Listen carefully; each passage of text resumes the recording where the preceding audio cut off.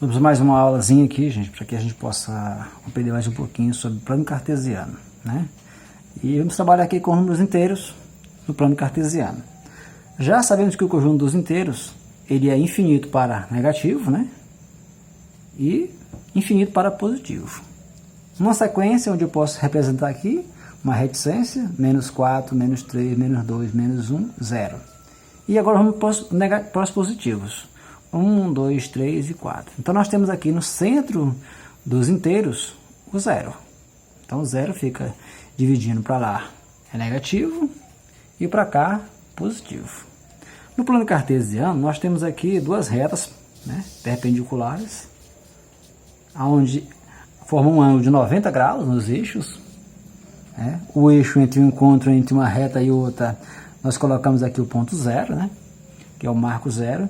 Tanto na vertical quanto na horizontal, nós temos aqui o eixo, né? Sabemos também que os inteiros, eles tanto ficam numa reta tanto na horizontal quanto na reta vertical. Então, acima de zero, eles vão ser positivos.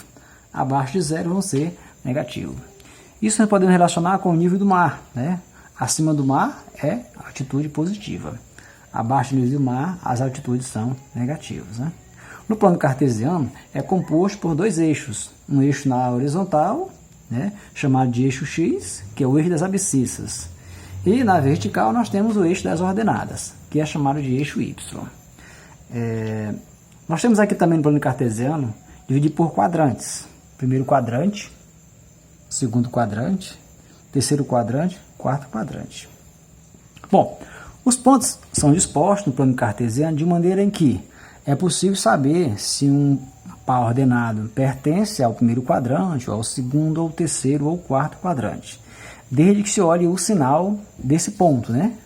Esse ponto, para pertencer aqui, no caso aqui, ao primeiro quadrante, nós completamos aqui a nossa reta, nós temos aqui à direita de zero números positivos, né? No caso, mais 1, mais 2, ou só apenas 1, 2, 3, 4, 5, 6... 7 e infinitamente. À esquerda de zero a gente tem menos 1, menos 2, menos 3, menos 4, menos 5, isso infinitamente. Agora, completando ele na vertical, acima de zero, a gente tem números positivos. 1, 2, 3, 4, 5, 6, 7, 8, infinitamente.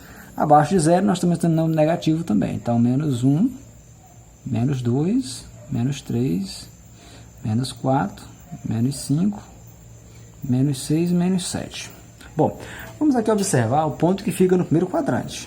Se nós olharmos aqui as nossas ordenadas, nós temos a primeira ordenada em X e a segunda em Y. Então, um ponto para estar aqui dentro, se nós observarmos, os elementos aqui são positivos e para cima também são positivos. Então, logo, a gente vai colocar essa questão aqui, esse par ordenado, né?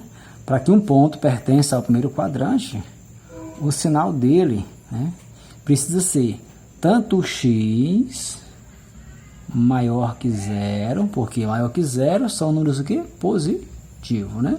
E o y também precisa também ser maior que zero.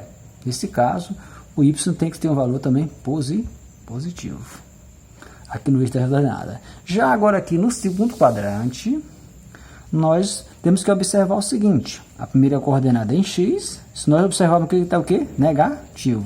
Então o que? São menores que zero. Então o x do segundo quadrante precisa ser menor que zero. Então menor que zero é negativo. Já o y é para cima, né? Então, nesse caso, meu y terá que ser maior que zero. Já agora aqui no terceiro quadrante, se nós observarmos aqui o valor para x, o valor para y, todos estão que negativo. Logo, nós temos o seguinte, que x é menor que zero e y também menor que zero. E aqui mais uma vez no quarto quadrante, nós vamos observar que para x, para a direita de x, o ponto vai estar aqui dentro. Então, em x vai estar positivo, então positivo é o quê?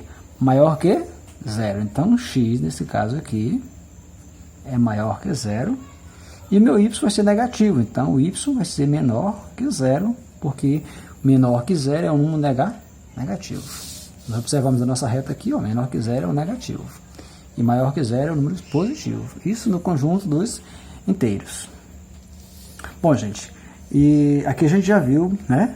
Primeiro quadrante, nós temos aqui os valores de x e de y, todos são maior que zero. Então o ponto vai estar aqui dentro. Também pode ocasionar o ponto pertencer também aos eixos, né? Que aí, um dos elementos, quando pertencer aos eixos, por exemplo, eu tenho um ponto que vai pertencer aqui dentro, digamos aqui em cima.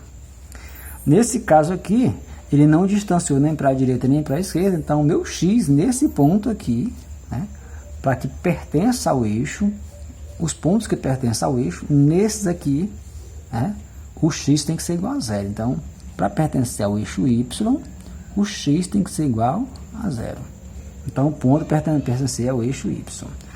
Para que o ponto pertença ao eixo das abscissas, no caso, o eixo x, em qualquer lugar, tanto faz ser negativo quanto positivo, né? Vamos colocar para cá, para a gente entender melhor.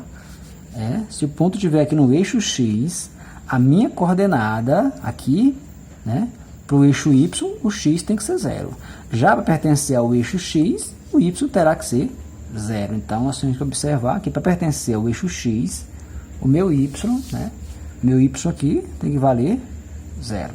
Então, todos os pontos onde y pertence a zero estarão nessa reta aqui na horizontal, né, que é a reta x, que é o eixo das abscissas. Vamos aqui a uma atividadezinha para a gente poder responder e entender um pouco melhor, certo? A nossa atividade aqui, nós temos o seguinte. Nós temos o plano cartesiano, né, números inteiros, infinito para negativo, infinito para positivo.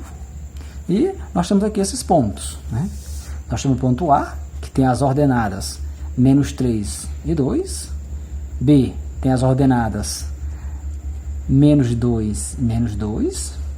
E o ponto C tem as coordenadas 3 e 4. Ponto D, as coordenadas 2 e menos 4. Lembrando que as coordenadas elas são chamadas de par ordenado. Par ordenado segue uma ordem. Então, a ordem é: o primeiro elemento está no eixo x e o segundo elemento pertence ao eixo y. Então, nós vamos ter que localizar esses pontos nesse plano cartesiano, aonde a gente já tem desenhado com a numeração que nós precisamos, né? Aqui nós temos o primeiro quadrante. Se nós lembrarmos aqui, quem é o primeiro quadrante? X é maior que zero, y maior que zero. Voltando aqui, se nós olharmos o ponto A, B e C, podemos identificar quem é que pertence ao primeiro quadrante. Vamos dar uma olhadinha aqui de novo, para a gente ver. Então, para pertencer ao primeiro quadrante, o x e o y tem que ser o que? Maior que zero. Quem são os números aqui onde existem números maior que zero? Então, aqui tem um menor que zero, aqui tem um menor que zero, aqui tem um menor que zero. Então, aqui são todos maior que zero, então são o que? Positivo. Logo, o ponto C pertencerá ao primeiro quadrante. Para pertencer ao segundo quadrante, vamos voltar aqui de novo, nós temos aqui x maior que zero, aliás, menor que zero, e y maior que zero. Vamos aqui observar quem é que é x. Primeiro elemento x, menor que zero. Quem é menor que zero aqui, nós temos esse e esse. Mas o y tem que ser maior que zero. Já nesse caso aqui, o y é menor que zero, é negativo. Então, já nesse caso aqui, ele é maior que zero. Então, logo, o ponto A vai ficar situado no segundo quadrante. Vamos aqui para o terceiro quadrante. No terceiro quadrante, nós temos a regra de sinal, onde eu tenho todos o que?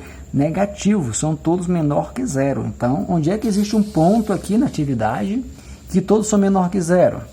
No caso aqui, o ponto B.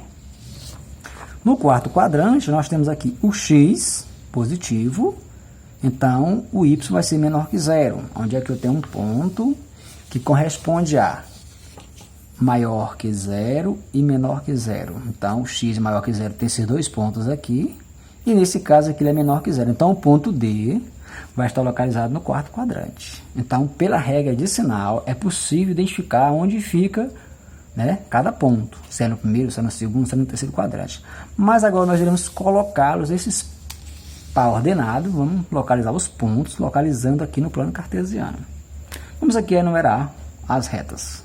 Reta das ordenadas, né, e a das abscissas. Aqui é a reta x, retas abscissas. Numerando aqui, nós temos o número 1, 2, 3, 4, 5, 6, 7, infinitamente para x também. Para y também, a direita subindo acima de 0 é positivo, então 1, 2, 3, 4, 5, 6 e 7. A esquerda de x, nós temos aqui os negativos, né? Menos 1, menos 2, menos 3, menos 4, menos 5, menos 6, menos 7, menos 8. Abaixo de 0 também são negativos também para y. Então, menos 1, menos 2, menos 3, menos 4, menos 5, menos 6, menos 7, menos 8, infinitamente. Vamos agora localizar, com a ajuda de uma régua, né? Caso todo mundo puder fazer na ordem da régua, vamos lá. O ponto A, menos 3. Onde é que tem menos 3 para x? Aqui. Então, vai ligar quem? A 2 em y. Então, se você tiver uma régua, pode ajudar com a régua também. Na mão pode fazer também, na mão também, não tem problema. Então, esse pontinho aqui, né? Com menos 3 e maior que 0 aqui. Então, o ponto A irá pertencer ao segundo quadrante. Por quê? O x é negativo, menor que 0, e o y maior que 0. Então, pertence ao segundo quadrante. Vamos localizar o ponto B. O ponto B, se nós observarmos, todos são negativos, tanto o x, né, quanto o y. Então, aqui vai ficar negativo também. Então, o pontinho aqui embaixo, menos 2, é o ponto B. E nesse caso aqui, pertence ao quarto quadrante. Aliás, terceiro quadrante. Lá no terceiro quadrante, nós temos aqui a regra de sinal, bem interessante. X e y precisam ser menor que 0. Então, os dois precisam ser negativos. Estão à esquerda de 0. Então, menor que 0 está para cá. Então, negativos. Já agora, vamos aqui para o ponto C. Se nós observarmos, todas as coordenadas estão positivas. Então, 3 está aqui.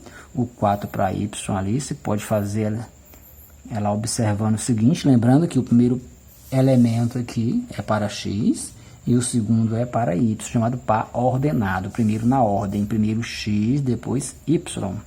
Então, o 3 pode ser ajudado com a régua, não tem problema, pode ser com a mão também, se for o caso. Mas com a réguazinha fica mais bonito. Vamos aqui caprichar, que é o ponto C. Então, nós temos aí o ponto C, que pertence ao primeiro quadrante. Voltando nosso aqui. Primeiro quadrante, nós temos o x e y maior que 0. Então, maior que 0 são números positivos. Então, está aqui, positivos. Vamos agora ao ponto D. Ponto D, eu coloquei um para cada quadrante, né? No ponto D, nós temos aqui 2 para x. Então, aqui, vamos lá. E menos 4 para y. Então, menos 4 está aqui. Com a ajuda de uma régua, fica mais bonito. Mas eu ainda sou prático nessa parte aqui. Então, nós temos aqui 2 e menos 4. 2 para x, menos 4 para y. Logo, aqui está o ponto D, pertencente aí, no caso, ao quarto quadrante. Então, pessoal, vamos dar uma olhadinha na observação seguinte. É possível saber se um ponto pertence ao primeiro, ao segundo, ao terceiro ou quarto quadrante, antes mesmo de eu localizar os pontos no plano cartesiano. É só lembrar dessa regrazinha do sinal aqui. Primeiro quadrante, nós temos x e y maior que 0. No segundo quadrante, eu tenho x menor que 0, quer dizer, menor que 0 é um número negativo. E o y maior que 0, que é um número positivo. Já no terceiro quadrante, se nós observarmos, todos os dois são menor que 0. E menor que 0 são os elementos negativos. Vamos agora para o quarto quadrante. No quarto quadrante, ó, o x aqui, para estar aqui dentro, o x é maior que 0 e o y menor que 0, no caso negativo, para trás. Vamos aqui mais uma atividadezinha para que a gente possa melhorar um pouco mais. Vamos agora localizar, né, as coordenadas dos pontos que já estão aqui no plano cartesiano. Então, esses pontos já estão aqui no plano cartesiano e a gente precisa localizar as coordenadas desses pontos. Lembrando que as coordenadas, primeiro é para x e a segunda é para y. Então, nós precisamos fazer essa sequência na ordem. Primeiro, localizamos a ordenada, as coordenadas para x e depois as coordenadas para y. No caso, vamos enumerar as retas. Então, aqui nós já sabemos que a direita é de 0, todos são o quê? positivos. Então, vamos lá. 1, 2, 3, 4, 5, 6, 7.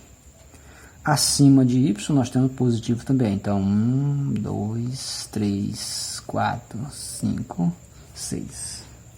À esquerda de x, nós temos um negativo, são menores que zero. Então, menos 1, menos 2, menos 3, menos 4, menos 5, menos 6, menos 7, menos 8. Agora, abaixo de zero também são negativos também. Então, menos 1, menos 2, menos 3, menos 4, menos 5, menos 6 e menos 7. Vamos agora colocar as coordenadas. Então, o ponto A está em x quanto? 5, né? O ponto A está aqui em 5, né? Então, vamos lá. 5 para x e subindo aqui nós temos 6 para y. Vamos ao ponto B. Ponto B nós temos aqui, primeiro x, no caso menos 3. Então, menos 3. E subindo nós temos também aqui, né? 3. Então, é um ponto que vai estar aí bem localizado. Vamos lá. Ponto C. O ponto C. Quais as coordenadas que eu tenho do ponto C? Para x, primeiramente x, no caso aqui 2. Agora, descendo aqui em y, nós temos menos 6. Então, menos 6 para y. Vamos agora ao ponto D. As coordenadas do ponto D. Primeiro elemento em x, que são a coordenada x, no caso, menos 6. E a última coordenada em y, que é, no caso, menos 4. Então, nós temos aqui os pontos. Nenhum ponto ainda pertencente ao eixo, né? Eu não quis fazer ponto ao eixo, mas vamos fazer agora por o lado aqui. Nós iremos fazer os pontos que pertencem ao eixo. No caso aqui, se eu tivesse o ponto E, nós faríamos aqui o ponto E, seria aqui 0 e 3. 0 para x, 3 para y. Lembrando aqui que a sequência é no par ordenado. Primeiramente para x e segundo para y. Então, vamos aqui analisar esse ponto E, aonde que vai localizar ele. Então, é 0 para x e subindo vai estar em 3 para y. Então, esse ponto vai pertencer a esse elemento bem aqui. Então, o ponto E vai ficar aqui. Nós podemos ter um outro ponto também, né? Que é o ponto F, aonde eu vou localizar esse ponto. No caso aqui, 2 e 0. Então, nesse caso, meu y é 0. E o meu ponto vai pertencer ao eixo x. Colocando o ponto F aqui na ordenada bacaninha. Então, vamos lá.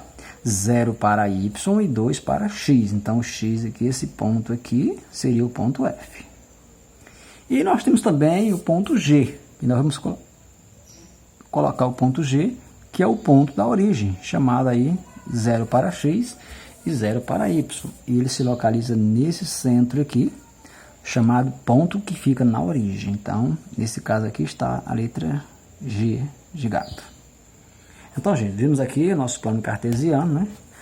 Vamos dar só uma pequena revisada para que a gente possa entender melhor e ficar melhor o nosso vídeo. Então, boa noite para vocês, bom dia, boa tarde, seja o que você estiver vendo seu vídeo. Mais uma aulinha do professor Josevaldo para vocês, do 7º ano, e boa sorte para vocês.